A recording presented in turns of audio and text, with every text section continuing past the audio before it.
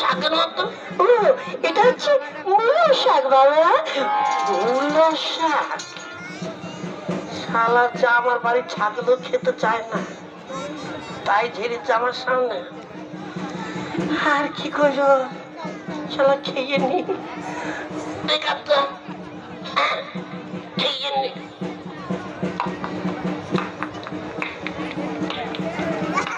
খাও বাবা খাও, তৃপ্তি করে খাও।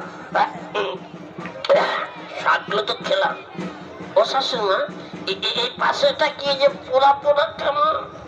ওটা ওটা মূলা, মূলো আগুনে পুড়িয়ে তারপর ওটাকে ভালো করে তেল দিয়ে লঙ্কা দিয়ে মেখেছি। খেয়ে দেখো তো বাবা কেমন লাগছে।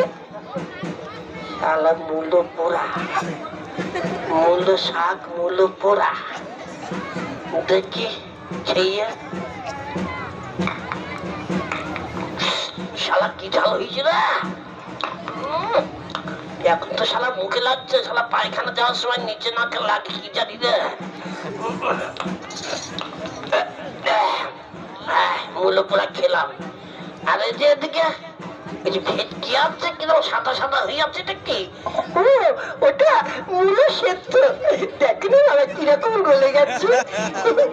মূলো সেদ্ধটা আমাদের নিজেদের জমির মূলো তো, একদম কচি মূলো।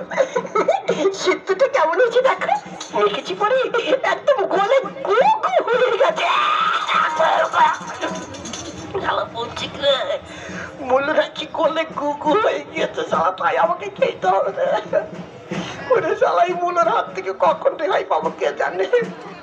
আর কি করবো, শালা কপাল নিয়ে এসেছি আজকে মূলোই খেয়ে যায়।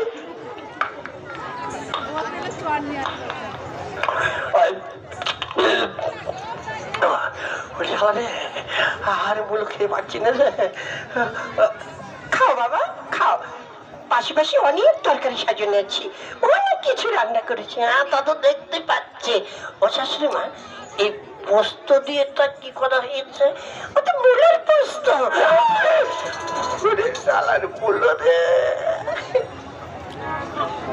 শালা মূলো কখন ছাড়বি রে। খাও বাবা খেয়ে দেখো, খুব ভালো লাগবে। শালা খেতে তো হবে, খেয়ে নি।